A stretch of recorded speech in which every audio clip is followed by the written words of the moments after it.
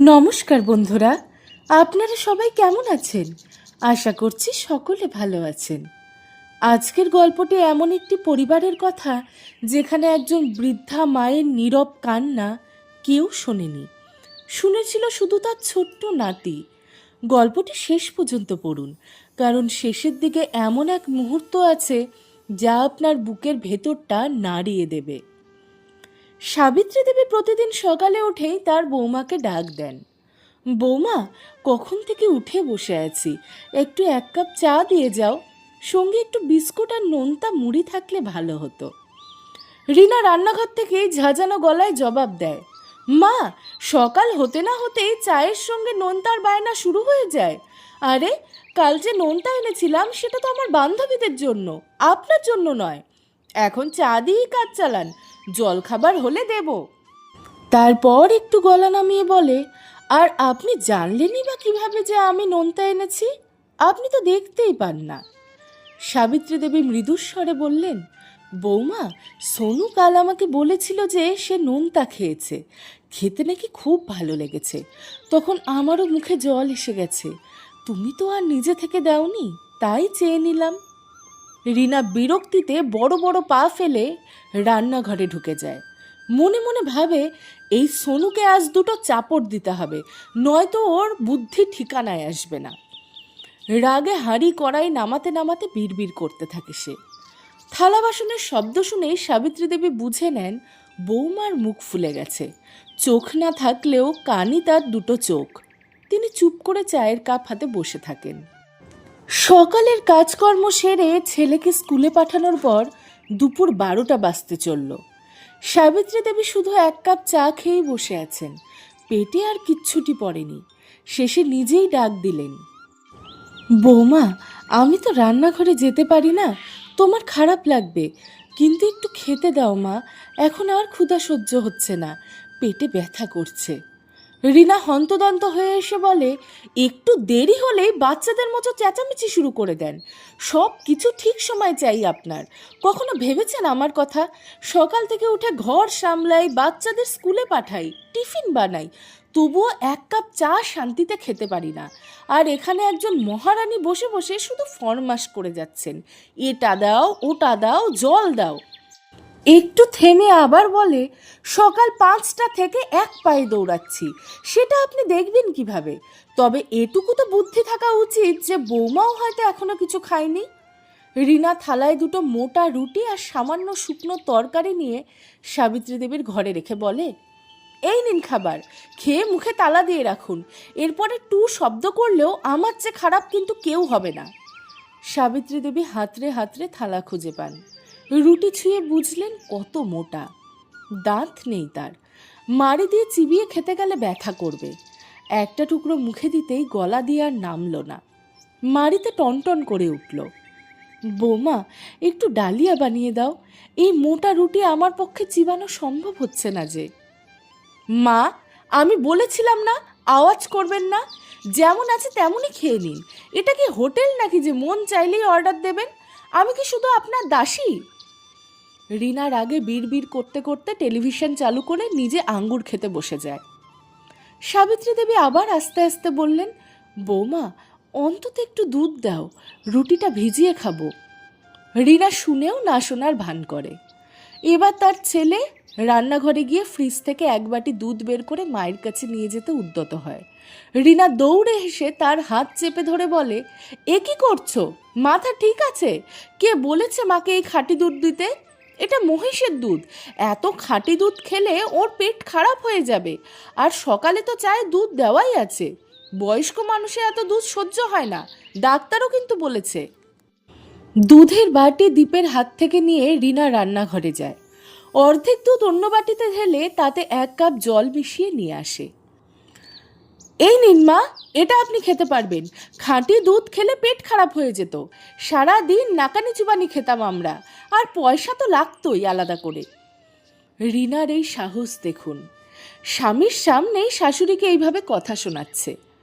দীপ বলতে চাইলেও বলতে পারে না, কারণ সে নিজেই তো স্ত্রীকে এতটা মাথায় তুলে দিয়েছে। ধিক্কার সেই ছেলেদের যারা মায়ের ত্যাগ ভুলে যায়। যে মা তার সন্তানকে মানুষ করতে নিজের সমস্ত ইচ্ছাকে গলা টিপে মেরেছেন, আজ সেই মাকেই বউয়ের সামনে অপমানিত হতে হচ্ছে, আর ছেলে চুপ করে সেই তামাশা দেখছে। রীনা দীপের হাত ধরে টেনে হল ঘরে নিয়ে যায় এবং কড়া গলায় বলে, সাবধান, বুড়িকে খাঁটি দুধ দেবে না, পেট খারাপ হলে সেবা করতে হবে তোমাকে, আমি করব না। সকালে নোনতা খেতে চাইছিল, বেশি নোনতা খেলে পেটে গ্যাস হবে, আমি যা করি সেটা করতে দাও, নাক গলাবে না একদম।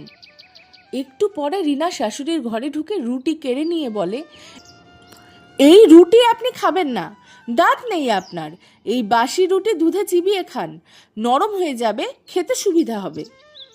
সাবিত্রী দেবী রুটিতে কামড় দিতেই মুখ তেতো হয়ে গেল, ছাতা ধরা পচা গন্ধ, চোখ দিয়ে জল গড়িয়ে পড়ে।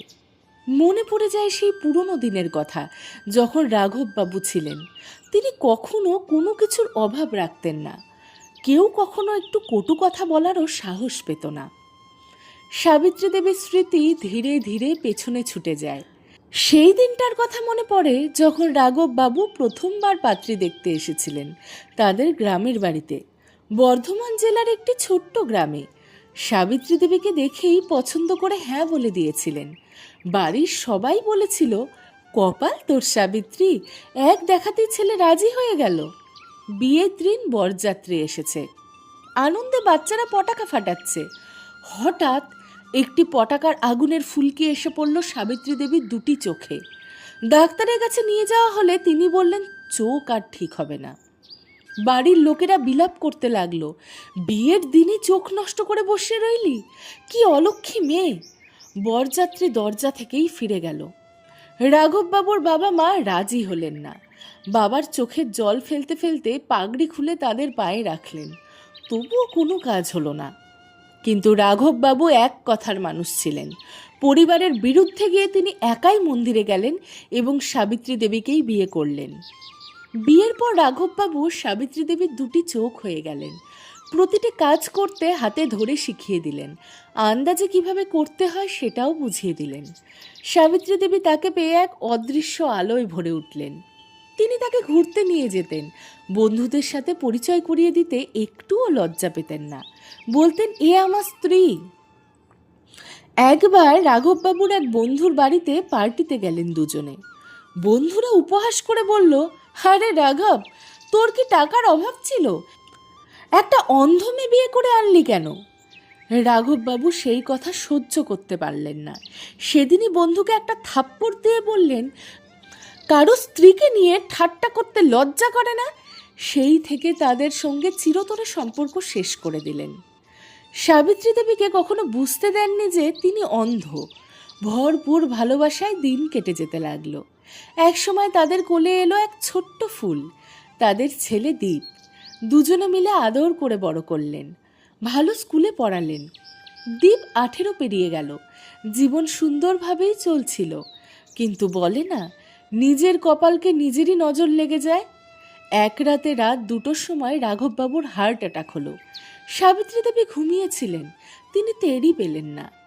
সকালে চায়ের জন্য ডাকতে গিয়ে দেখলেন রাঘববাবু আর নেই, তিনি চলে গেছেন চিরতরে। সাবিত্রী দেবীর পৃথিবী যেন শূন্য হয়ে গেল। চোখ না থাকলেও এত কষ্ট হয়নি যতটা হলো রাঘববাবুকে হারিয়ে। তিনি তো রাঘববাবুর চোখ দিয়েই দুনিয়া দেখতেন, এখন সেই আলো নিভে গেল। কিন্তু ছেলের মুখের দিকে তাকিয়ে নিজেকে সামলালেন। তারপর ভাবলেন, আমাকে বাঁচতে হবে ওর জন্য। দীপের পড়াশোনা শেষ হলো, সে ভালো চাকরি পেল। তারপর একটা ভালো মেয়ে দেখে বিয়ে দিলেন সাবিত্রী দেবী। শুরুতে রীনা শাশুড়ির খুব যত্ন নিত, কিন্তু যখন দীপ পুরোপুরি স্ত্রীর কথায় চলতে শুরু করলো, তখন রীনার সাহসও বাড়তে লাগলো। দীপ আর মায়ের ছেলে রইল না, হয়ে গেল স্ত্রীর স্বামী। যে মা দীপের জন্য রাত জেগে পড়ার সময় চা বানাতেন, যে মা কাপড় কাচতেন, পছন্দের রান্না করতেন, রান্না করতে করতে হাত পুড়িয়েও উফ বলতেন না, সেই মা আজ একটা ছোট্ট ঘরে আবদ্ধ। বাসি ছাতা ধরা রুটির এক টুকরো মুখে দিয়ে সাবিত্রী দেবী শাড়ির আঁচল দিয়ে মুখ মুছে নিলেন, সেই সঙ্গে চোখের জলও মুছলেন। একটা রুটিতেই পেট ভরে গেল, বইয়ের কথার তিক্ততায় বাকিটা।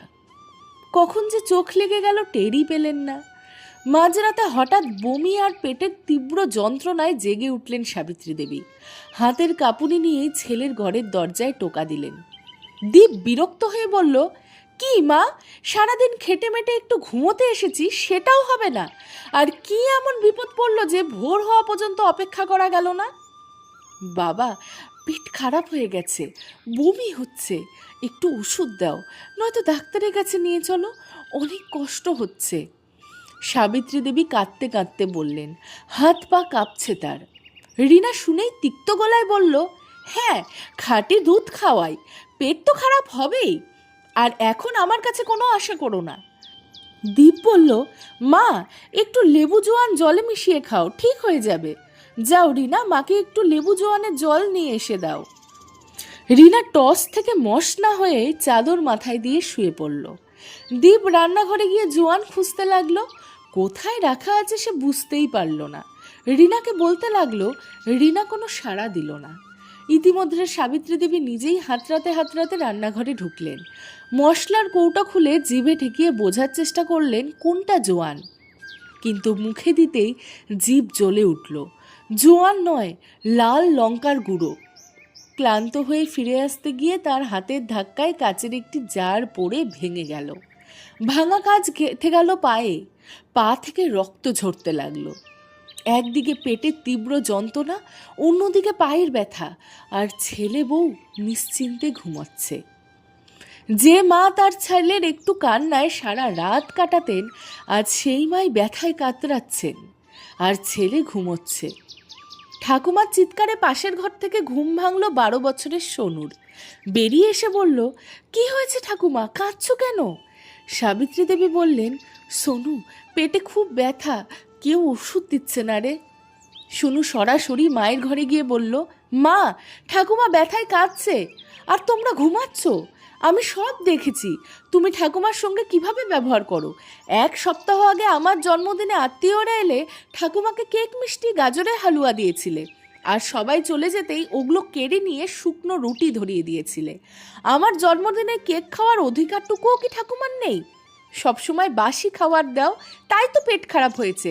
আর বলো খাঁটি দুধ খেয়েছিল। সোনু একটু নিঃশ্বাস নিয়ে আবার বলল, মা, যদি তোমার সঙ্গে কেউ এইরকমই ব্যবহার করতো, তোমার কেমন লাগতো? রিনা এই কথা শুনে ক্রোধে জ্বলে উঠল। কাছে রাখা একটি ছড়ি তুলে সোনুকে মারতে লাগলো। যা, নিজের ঘরে যা, ঠাকুমার তরফদারি করতে আবার এসেছিস, আমার ঘুম নষ্ট করলি। বেচারা সাবিত্রী দেবী নিজের নাতির কান্না শুনে ছটফট করতে লাগলেন। বুকটা ফেটে যেতে লাগলো তার। এক মুহূর্তের জন্য আমার ছেলের উপরে কখনো হাত তুলিনি, আর আজ আমার জন্য আমার প্রাণের নাতিকে মার খেতে হচ্ছে। হে ভগবান, এই দুর্গতি দেখানোর জন্য আমাকে রেখেছিলে, আগেই কেন নিয়ে নিলে না? একটু পরে রিনা রান্নাঘরে গিয়ে লেবু জোয়ানের জল বানিয়ে শাশুড়িকে দিয়ে গেল, কিন্তু বকতে বকতে। রান্নাঘরের জিনিস ভাঙতে তো পটু, পয়সা যায় কার? ধীরে ধীরে সাবিত্রী দেবীর কষ্ট কিছুটা কমল। কয়েকদিন পর সোনু সেজেগুজে বেরিয়ে এসে বলল, ঠাকুমা, আজ একটা বিয়েতে যাচ্ছি, অনেক মজার মজার খাবার থাকবে, আইসক্রিম চকলেট দুইবার খাবো। সাবিত্রী দেবীর মুখে জল এলো।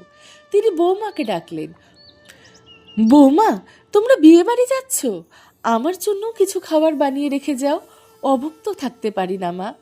রিনা সেজে গুজে ঘরে ঢুকলো। মা, এই 10,000-এর লেহেঙ্গা, 5,000-এর সাজ, হাতে নেইল আর্ট, এসব করে কি আমি তোমার জন্য রান্নাঘরে যাব?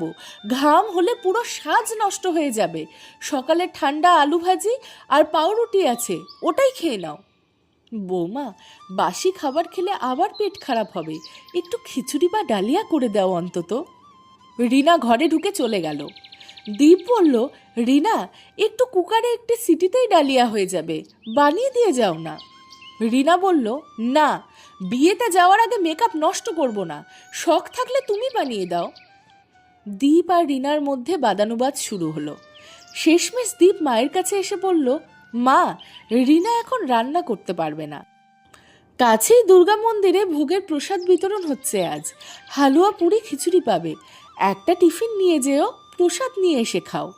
সাবিত্রী দেবী বললেন, ঠিক আছে বাবা, লাঠি নিয়ে যাব, পথে কাউকে বলবো মন্দিরে পৌঁছে দিক, তোমরা বিয়েতে যাও, আমার চিন্তা করো না। রিনা, দীপ, সোনু সবাই গাড়িতে উঠল। রিনা খুশি মনে ভাবছে, যাক, রান্না করতে হলো না, নেইল আর্টটা রক্ষা পেল। গাড়িতে একটু যেতে যেতেই সোনু বলে উঠল, বাবা, আমি বড় হয়ে পড়াশোনা করে অনেক বড় মানুষ হব, চাকরি হলে একটা বড় বাড়ি বানাবো। রিনা খুশিতে গলে গেল, আমার ছেলে কত উচ্চাকাঙ্ক্ষী। কিন্তু মা, আমার বাড়ি দুটো মন্দিরের সামনেই হতে হবে। সেটা আবার কেন? রিনা জিজ্ঞাসা করল। দীপ, আমি যখন বড় হব আর আমার স্ত্রী বিয়েতে বা পার্টিতে যাওয়ার জন্য সেজেগুজে নেইল আর্ট করাবে, তুমি ভুকা থাকবে। তখন তোমাকে যেন মন্দিরের ভোগের লাইনে দাঁড়িয়ে প্রসাদ খেতে না হয়, তাই কাছেই মন্দির চাই। রিনার দীপ থ হয়ে গেল। সোনু থামল না। বাবা, এই বাড়িটা ঠাকুমার, দোকানটা যেখানে তুমি বসো সেটাও দাদুর। চাকরি ছেড়ে দিয়েছ, আর দাদুর ক্ষেত জমি সব ঠাকুমার। তাহলে তো ঠাকুমা মালকিন, মা তার সাথে দাসীর মতো ব্যবহার করে কেন? সব আমি দেখেছি। দুধে জল মিশিয়ে দেওয়া, বাসি রুটি খাওয়ানো, সবার সামনে ভালো খাবার, সবাই গেলেই শুকনো রুটি। আমি বড় হয়ে এই একই ব্যবহার করব তোমাদের সঙ্গে। তারপর গলা একটু নামিয়ে বলল, বাবা, ঠাকুমা একজন জীবন্ত মানুষ, পুতুল নয়, ওরও ব্যথা লাগে কিন্তু। 12 বছরের ছেলের মুখে এই কথা শুনে রিনা আর দীপ দুজনে লজ্জায় মাথা নত করে নিল। নিজেদের জায়গায় সাবিত্রী দেবীকে বসিয়ে ভাবল। ভেতরে ভেতরে হাত পা কাঁপতে লাগলো। এই দুর্ভোগ যদি আমাদের সইতে হয়, একদিনেই তো মরে যাব। তৎক্ষণাৎ গাড়ি ঘুরিয়ে বাড়ির দিকে ছুটল। বাড়ির কাছে আসতেই দেখল সাবিত্রী দেবী লাঠিতে ভর দিয়ে ধীরে ধীরে মন্দিরের দিকে যাচ্ছেন। ভোগের লাইনে দাঁড়িয়ে যে ভাই প্রসাদ বিতরণ করছিল তিনি বললেন, ঠাকুমা, ওই দিকে বসুন, এখনই খাবার দিচ্ছি। কিন্তু দেখতে না পেয়ে হোঁচট খেয়ে মাটিতে পড়ে গেলেন সাবিত্রী দেবী। এই দৃশ্য দেখে সোনু দৌড়ে গিয়ে ঠাকুমাকে জড়িয়ে ধরে হাউ হাউ করে কাঁদতে লাগলো। ঠাকুমা, কোথায় ব্যথা পেয়েছো? সাবিত্রী দেবী অবাক হয়ে বললেন, তুই তো বিয়ে বাড়িতে গেছিলি বাবা, এত তাড়াতাড়ি ফিরে এলি? রিনা আর দীপ দুজনেই এসে মায়ের পায়ে পড়ে গেলেন। মা, আমাদের ক্ষমা করো, আমরা তোমাকে দরজায় দরজায় ভিক্ষে করতে পাঠালাম, আমরা লজ্জিত মা, আমরা তোমার অপরাধী। সাবিত্রী দেবী বললেন, বাবা, তোমাদের কাছে বেশি কিছু চাই না, শুধু 2 বেলা একটু গরম ভাত আর 2টো মিষ্টি কথা, এইটুকুর জন্যই আমরা বুড়োরা হাপিত্তেশ করি। তারপর নাতিকে বুকে টেনে নিলেন। আমার সোনু যে আমার প্রাণ, এর গয়ে কখনো হাত তুলবে না। এত কিছু সহ্য করেও সাবিত্রী দেবী ছেলে বউকে ক্ষমা করে দিলেন। সবাই ঘরে ফিরল। রিমা কাপড় না পাল্টেই শাশুড়ির জন্য গরম গরম রান্না করল। সোনু নিজের হাতে ঠাকুমাকে খাইয়ে দিল। বন্ধুরা, এইভাবেই একটি 12 বছরের ছোট্ট ছেলে তার বাবা মার বোধ ফিরিয়ে দিল। শিশুরা সেটাই দেখে যা তারা বড়দের করতে দেখে। উপদেশ দেওয়াটা দরকার হয় না। নিজের বড়দের সঙ্গে সেইভাবেই ব্যবহার করুন যেভাবে চান আপনার সঙ্গে হোক। ছোট্ট সোনু কি সঠিক কাজ করেছিল? আপনার মতামত কমেন্টে জানান। বন্ধুরা, এই গল্পটা যদি আপনার বুকের ভেতরে একটু হলেও নাড়া দিয়ে থাকে, তাহলে এখনই লাইক করুন, শেয়ার করুন প্রিয়জনদের সাথে। আর আমাদের চ্যানেল শিক্ষামূলক কাহিনী চ্যানেলকে সাবস্ক্রাইব করতে কিন্তু ভুলবেন না। বেল আইকনটি চাপুন যাতে প্রতিটি নোটিফিকেশান আপনার কাছে সবার আগে পৌঁছে যায়। এই গল্পটি আপনার মা, ঠাকুমা বা পরিবারের বড়দের কথা মনে করিয়ে দিয়েছে কি? কমেন্টে লিখুন। ঠাকুমা একজন জীবন্ত মানুষ, আর জানান এই গল্প থেকে কী শিক্ষা নিলেন। গল্প শোনার জন্য আন্তরিক ধন্যবাদ জানাই। আবার দেখা হবে নতুন গল্পে। সবাই ভালো থাকবেন।